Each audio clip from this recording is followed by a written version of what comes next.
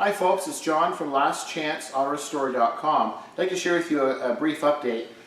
This is the 1950 Ford F47 pickup. For our friends in the US, it's identical to the F1. So it's a half-ton short bed truck.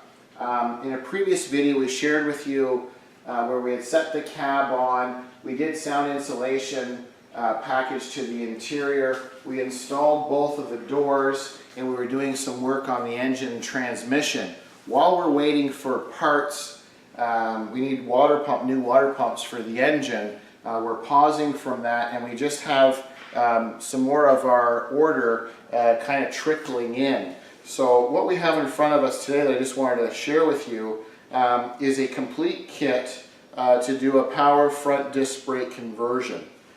So this is quite a nice kit. So originally this truck was non-power brakes and four-wheel drum. So you're kind of white knuckling it. Our client plans on driving it quite a bit in the nicer weather. So what we have is a complete kit here. So we just unpacked it. There's a couple of different ways to purchase the master cylinder, brake master cylinder and booster kit.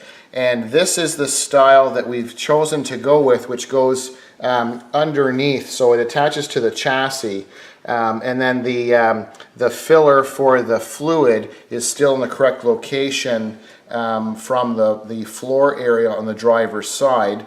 All of these bolts and brackets and heim joints are part of this kit, so it's quite a nice kit so far. They always claim that this kit is a direct fit. It's made specifically for this application.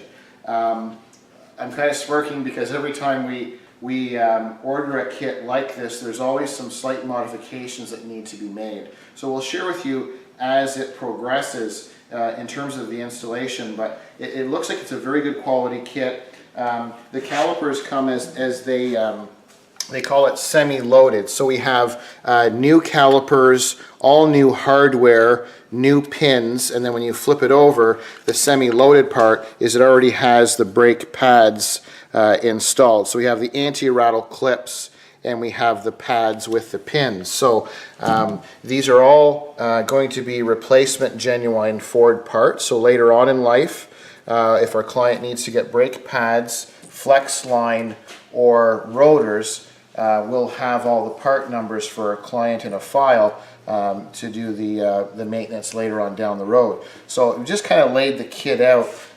Pretty straightforward. We have, there's different choices for bolt patterns.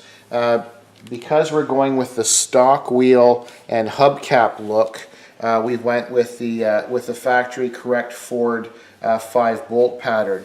And then we have the heavy duty vented rotors. And obviously they're brand new with new studs.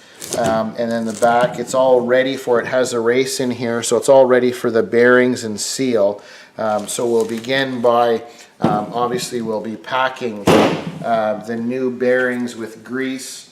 We'll set them in. We have the new seals and then all new hardware. So the kit comes with the rotors, it comes with the hardware bolt down kit, it comes with the appropriate spacers, washers, shims, the caliper brackets. These are going to bolt or should bolt directly onto the existing spindle and spindle housing.